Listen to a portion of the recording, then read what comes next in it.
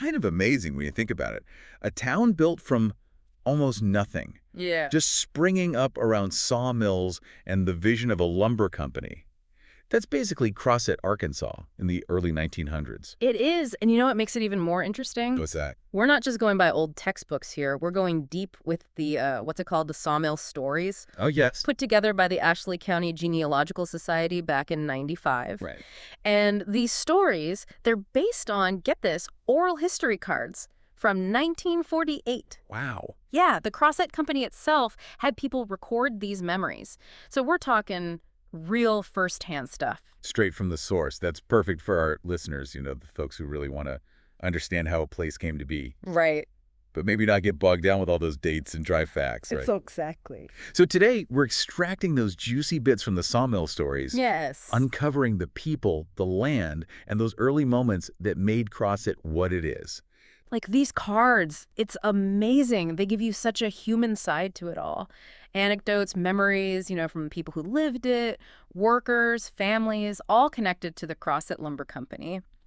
You get a sense of how this company town really took root. And even before the Crossett Lumber Company came in and really got things going, there was already some history in the area. That's right. Like back around 1860, there's this family, the Hawkins family. Right.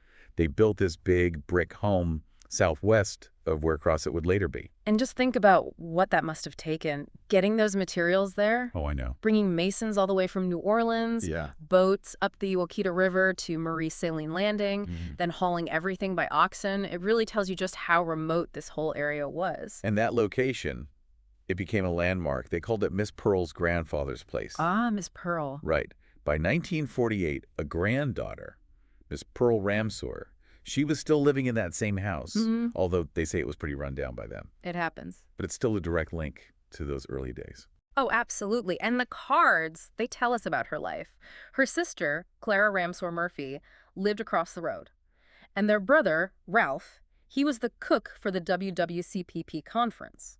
Now, that's a mouthful. What on earth does that stand for? So our source actually breaks that down. It seems to be the initials of Levi Wilcoxon, Peter Watzek, Roy Calhoun, W.A. Phillips Sr., and J. Ben Posey. Okay. Key people, and they'd have these conferences apparently in Peter Watzek's office. Interesting. Oh, and we should mention the people who recorded these stories back in '48.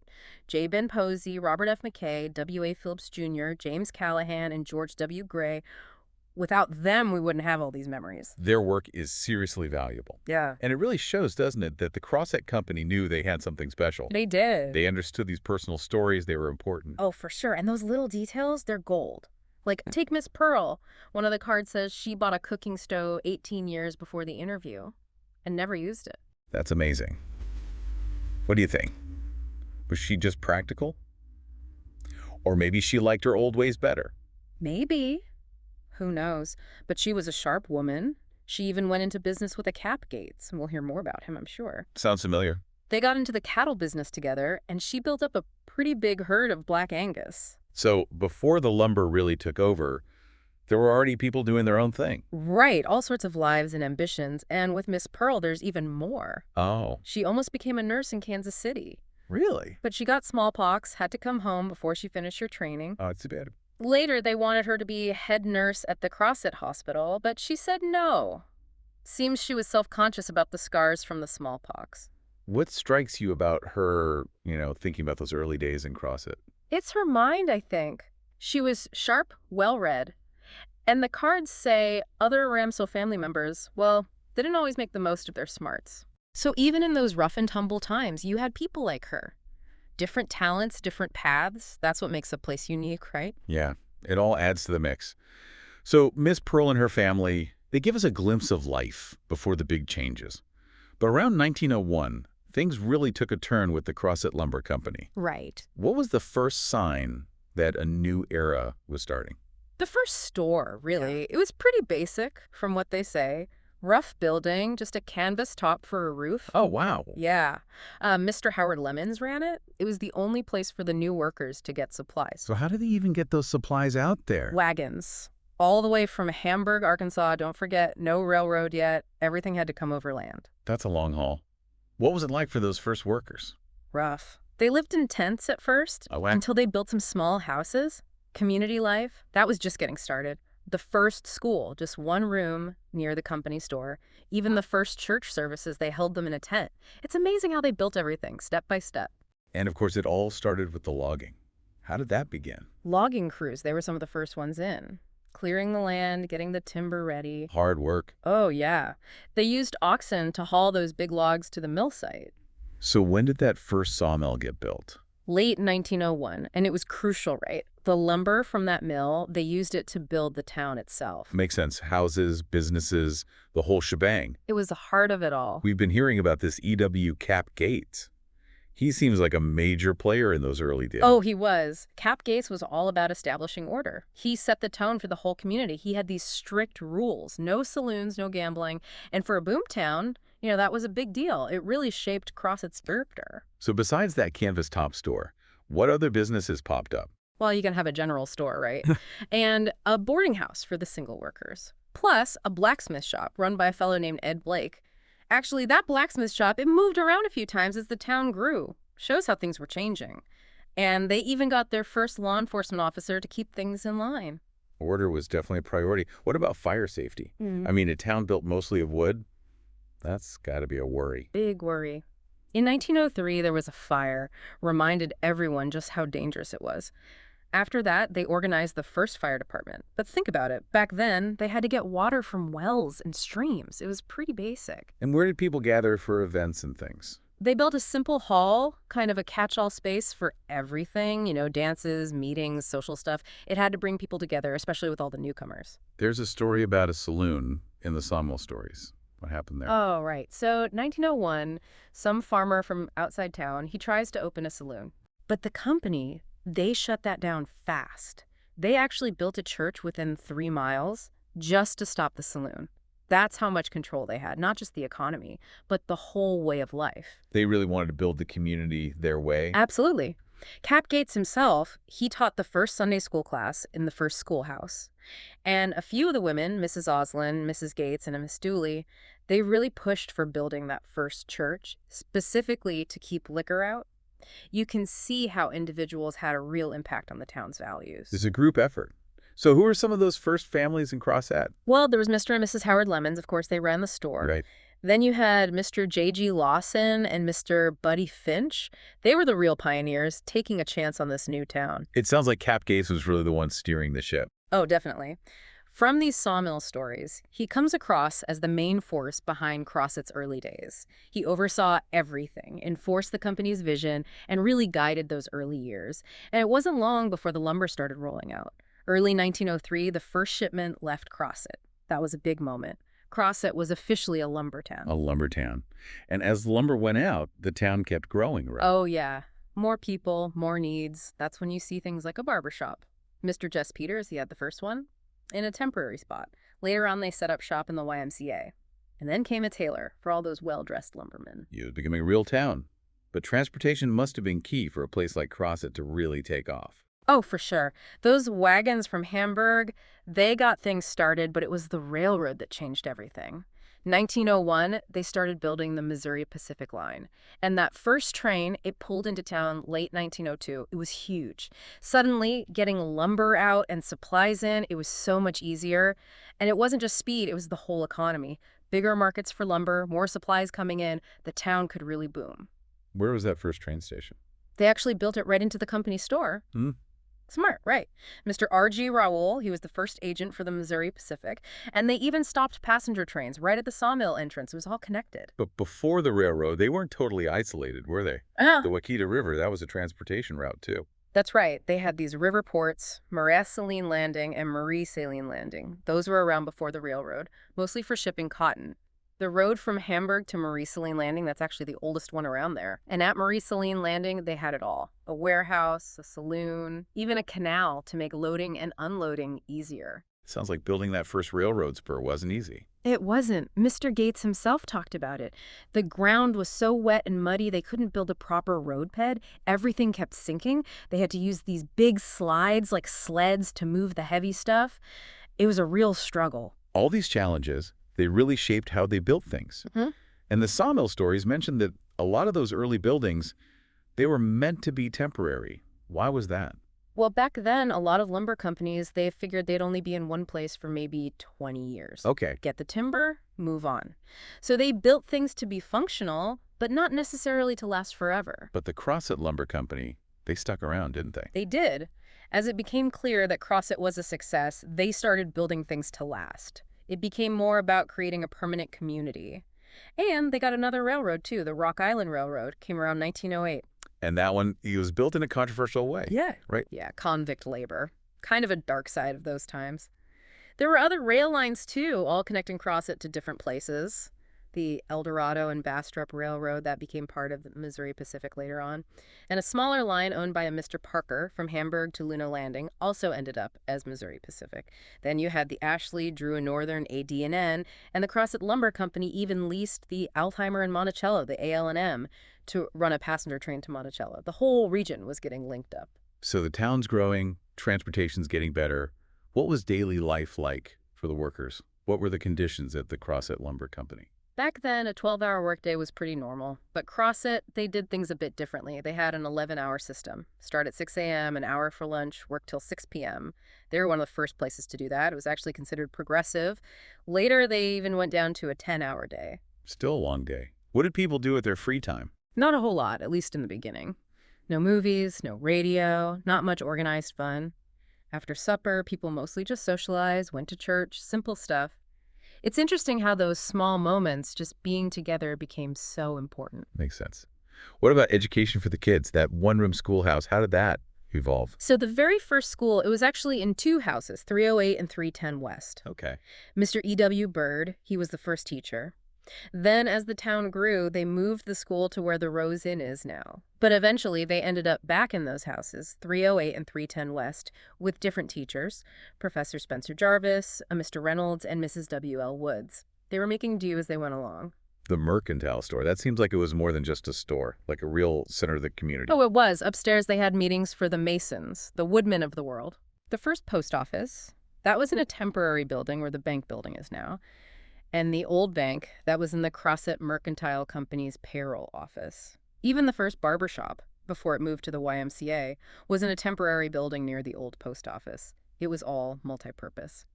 One of the accounts mentioned something called a flying ginny. What in the world was that? It was basically a merry-go-round. A merry-go-round. Yeah. Cap Gates, he bought it from a carnival that went bust and set it up behind where the bank is now. It was a big hit with the kids. A bit of fun. It was. So the post office, it started in the store, then they built a separate frame building for it. Mr. Buddy Finch was the first postmaster. As the town got bigger, more mail, more postmaster. And healthcare, that's always vital for a growing town. What do the sawmill stories tell us about that? Crossett Hospital, that was a big step. The first doctor there was a Dr. Norcutt. The company even built him a house, number 117 West. He came from Wilmar. And the second doctor was Dr. Joe Sparks, right out of medical school, worked with Dr. Norcutt. Later on, Dr. Sparks had assistants, Dr. D.H. Wilkes and Dr. Walter Matthews. They also mention a Dr. Vines, who mostly worked out in the logging camps. And there's even mention of a Dr. Arrington. He might have mainly treated the African-American community. So they were slowly getting those important services. What about houses? Besides the basic ones for workers, did anything else get built? Well, the first frame house, that was the Almore's house at 216 West Pine. By 1948, a Mr. John McKimmy lived there. And there was the L.L. Gibb house, built for Mr. and Mrs. Frank Cannon. Those were more substantial, built to last. How did people communicate before telephones were everywhere? The first telephone office, guess where? The mercantile store. Of course. It was the center of everything. And as more people got phones, they moved the office. One of the first operators was a Miss Flossie Smith. Later, she became Mrs. H.E. Bryant. She worked in that first office, right there in the store. There's a funny little story about a celebration float in the sawmill stories. Can you tell us about that? Oh, right. So they had this float, a big wagon, all decorated, and a Miss Cynthia Pearson. She was dressed as the Goddess of Liberty, riding on the float. Sounds fancy. Well, then a wheel came off and the whole thing broke down, so poor Miss Liberty had to walk back. It's those little mishaps, they make history come alive. To Cheetah River, it seems like it wasn't just for transportation. Oh, no. They had Hartsilene Landing right on the river, and when the river flooded, Coffee Creek and Indian Creek would fill with fish. Back then, there weren't really any fishing rules, so kids would catch tons of fish. They even had enough to supply the Sunday school picnic. They really lived off the land. And we can't forget about religion in Crossett. How did the churches get started? So the Baptists, they were early organizers. Starting around 1905, they held services in those old schoolhouses, 308 and 310 West. Then, in 1907, they started building the Baptist church we know today, finished it around 1910. A brother Denson led that effort. The Methodist Church, that went up a bit earlier, around 1904 and 1905. Mrs. T.L. Woods, she was the first president of their Women's Missionary Society. And one of their Sunday school classes, the Harmony class, that was actually named after Mrs. Harmony Crossett, E.S. Crossett's wife, shows the Crossett family was really involved in those early churches. It's amazing how they built up the whole community, not just practical things, but the social side, the spiritual side. But with all those people coming in, it couldn't have been easy to keep things in line. You're telling me 1901, all those new folks, they weren't all hardworking families. Some were gamblers, bootleggers, real troublemakers. What did they do about that? In the beginning, well, Cap Gates, he was the law. Oh, yeah. He'd be judge, jury, and executioner all in one. Mr. Moncrief, he even saw Cap Gates telling criminals to get out of town, just like that. Sounds effective. But as the town grew, they needed something more official, right? They did. So they got their first town marshal, Mr. Wilson Higginbotham. He was a good guy, had some volunteer deputies to help him. He did the job for 4, maybe 5 years. After him came Mr. Lucian Honeycutt. What about health issues like epidemics? Did they have anything like that? They did in 1905. Yeah. Yellow fever. It was a big scare because it was bad down in New Orleans and other places. Theory. They quarantined the town, had health officers at the Missouri Pacific line checking everyone who came in. You needed a clean bill of health to get into Crossett. They were serious about keeping it out. Good thing. What about everyday illnesses? There's a story about Mr. Moncrief. September 1901, he gets sick, probably from the water. He wants to go home to get better. But the company, they only paid people once a month. Yeah, so he couldn't get his wages to go home. He had to explain the whole thing to Cap Gates, who thought he was just homesick. But when he understood how bad it was, he let Mr. Moncrief go home to recover. It shows they cared, even if it was a bit paternalistic. It's interesting how the company was so involved in everyone's lives. But we've talked a lot about the town. What about the logging camps? That was the real heart of the Crossett Lumber Company. Oh, those camps, they were something else. Early on, they were all about being portable. The loggers would clear one area, then move on. So they built these small housing units, 12 by 14 feet, just a little compartment on a flat car. So they could just pack up and move the whole camp. Exactly. And it wasn't just the houses. The commissary, the school, the boarding house for the single guys, all on rails. They'd use locomotives to move them to the new site. No electricity in those early camps. And water, they had to bring it in tank cars. Digging wells everywhere wasn't practical. Life in those camps must have been so different from the town. What was it like? From about 1905 to 1907, there was a lot of gambling and bootlegging going on. Especially on weekends when the guys had some time off. Gamblers and bootleggers would follow the camps. The bootleggers even had a system where they'd beat on a hollow tree to let people know they had whiskey. Really? Yeah. And the gambling, mostly craps, they'd go all night Saturday, sometimes into Sunday morning. Sounds kind of wild. Did they ever try to crack down on that? They did.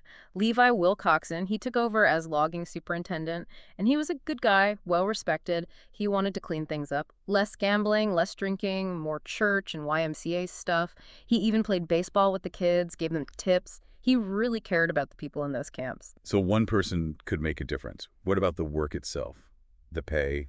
The conditions? There's a guy named Harry Toney. He worked in the camps as a young man. He said the pay was low, about $1 a day in 1910. Wow. But $1 went further back then. He said you could buy a good suit for $10. And most of the workers, they liked the company. A lot of them had in-the-hole accounts at the commissary. What does that mean? Basically, they owed the company more than they made, but the commissary prices were fair, and the company would help out workers who got sick or hurt. It was a community, you know. Everyone looked after each other. A community, but a tough one. Did the camps ever get any better? Oh, yeah. After World War I, they started building permanent camps. Those were much nicer. Electric lights, running water. It really built up the community spirit. People helped each other out even more. And when someone died, the company had a funeral train to take people to the cemetery. The 4th of July, that was a big time for families to visit Crossett from the camps. And they used the railroad to get the crews to the logging sites. The travel time, some of it was on the company clock, some of it was the workers' time. That was pretty progressive for the time. So they worked hard. But what do they do for fun in Crossett? Well, they had the Crossett Club, built in 1904. Later it became the YMCA. That place was everything. Opera house, skating rink, theater, basketball court, banquet hall. The center of the action. What kind of things happen there? Up on the second floor, they had the skating rink, they'd have ladies' nights, family nights, and dances. They were big. Orchestras would come in from out of town, they'd charge a small fee for those. And the women, they had the CrossFit Ladies Club. They'd meet every week, gossip, sew, all that good stuff. They kept that up for years. Sounds like a good time. Yeah. You mentioned Mr. Jarvis earlier. What was his connection to CrossFit? He moved there in 1900, before the railroad was even finished. His family hauled freight from Hamburg with wagons. He remembers his sister having to go to the store for groceries. They lived in a rooming house at first, then got two separate houses, one for the parents and daughters, one for the 6 sons. He also remembered that flying Jenny, the merry-go-round. That was the place to be for the kids. Small town life. I bet there were some stories, some incidents people still talk about. Oh, for sure. There's the story of the Harrington twins. Back in 1908, they got lost in the woods. Oh, no. Yeah, it was a big deal. Everyone went out looking for them. They even rang the Methodist church bell to guide them back. They found them eventually, scared, but okay. And sports were big. They had baseball teams. The Clark Buckner team was one. The guys were so into it, they'd work extra shifts just to have Saturdays off to play. Basketball was big, too. They had games at the CrossFit Club, even went to Hot Springs to play. Cap Gates, he even paid for them to try out for a state championship tournament. And the church ladies, they put on oyster suppers after the games. It sounds like even the town officials got involved in all the excitement. Yeah. Mayor Kamak, he bought a pistol for a trip to Colorado with the basketball team, but the trip never happened. And there was this game with Roy Dooley playing. Things got so heated, the police had to step in. They even created a special award in 1909, the B.W. Gates Athletic Award. Sports were a big part of life. So besides the sawmill, what other businesses were there? Well, the mercantile store, that was a big one. At first, they used brozine, these brass tokens, as money. Yeah, they'd give them to workers before payday, but then they found out saloons in other towns were taking the brozine and demanding cash from the store. Oh, no. Yeah, so they switched to punch-out cards. Only the clerk who punched them could use them. More secure. Makes sense. How did they get electricity in those early days? They had this one generator right between the two railroads. It powered the town and the mill, but as they wired more houses, it couldn't keep up. The lights would dim. A Mr. Barton ran that early power plant.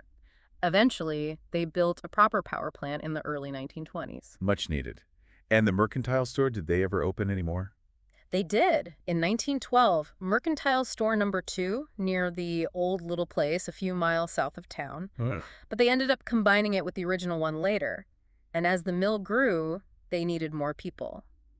Mr. Buckner, he was the first green yard foreman, the guy in charge of the lumber yard. That was around 1912. Mr. Jarvis took over in 1936. There's a story about one of the early office workers, Miss Grace Stanley. Tell us about her. She started in 1907, working for Mr. Adam Treishman. He was the sales manager. She was a stenographer. She actually worked for free at Gates Lumber Company in Wilmar first, just to get experience. And she described the office, how it was laid out. The bank in front, bookkeeping on the north side, sales in the northeast corner. Only Cap Gates and Mr. Clark Buckner had their own offices. And Cap Gates' desk, that was off limits. He was partially blind, very particular about how things were. What about Miss Stanley? Where did she live? When she first came, she stayed at the Caldwell Hotel. That's where the community house is now. Okay. She shared a room with Mr. J.E. Lawson's sister. Said the food was good there. Later, she lived at the Rose Inn for a bit. And then she shared a house with some other women. They hired a cook and a maid. It seems like there was a mill that never even opened. Oh, yeah, the Kramer Mill. What happened there? They built it around 1910 or 1911, but they never got it running because of a big lawsuit. Too bad. Yeah. The company that built it, Kramer Hardwood Company, went bankrupt. They did have the Kramer Hotel, though. It opened, then the Crosset Lumber Company took it over. You can still see the ponds they dug for the mill. Interesting. What about the company store? Did the management ever change? It did. Mr. A.T. Sparks, he was the manager for a long time, but he retired in 1932. Okay. Mr. B.A. Tiller, he took over for a while. Then they found a permanent replacement, Mr. E.K. Van Ernum. The store had all these different departments, each with their own manager. Miss Katie Corrigan, she ran the millinery department. And Miss Cynthia Pearson, she bought the dry goods. There's a funny story about Miss Corrigan. Oh, yeah. So she tells her mother she's moving south to run a millinery department. And her mother, she can't find Crosset on a map. Wow. She's like, Cross what? The town was that unknown. Crosset was a hidden gem. You could say that. And there are other families connected to these businesses, too. Mr. Marvin Bird, he worked at the CM Cone store. The Lemons family, they came from Fordyce. And Mr. Carroll, he was the first sales manager of Fordyce Crossett Sales Company. Mr. Adam Trishman was his assistant. Oh, and a bit of gossip. Mr. and Mrs. C.W. Gates, they planned a trip abroad. But Mrs. Gates passed away. Then Mr. Gates remarried, and his new wife used the ticket. The Gates family, they were originally from Big Rock, Iowa. So they were building a real community, not just a lumber town. That's right. But the Crossett Lumber Company, they were also really ahead of their time when it came to conservation, right? Oh, yeah, they were. Around 1912, they started thinking about sustainability, how to manage the forest for the long haul. And between 1922 and 1927, they really got serious about it. They even found ways to use sawmill waste, made boxes, toy parts, dowel pins. They didn't want to waste anything. That's impressive. What made them think that way? It was Cap Gates, mostly. He believed in timber farming. He knew that if they wanted to stay in business, they had to take care of the forest. He even helped start a farm bureau in Crossett, brought in an agricultural expert. His thinking was, if the farmers were doing well, they'd be more likely to buy the company's land later on. He was playing the long game. He was. And when they started thinking about the Crossett paper mill, they got consultants to help them plan. And in 1937, Mr. Seep, Mr. Eller Wilcoxon, and Mr. B.M. Sharkey, they went to see the Kemp Manufacturing Company's paper mill in Franklin, Virginia. They wanted to learn everything they could. So they were always looking ahead. Yeah. Expert speaker.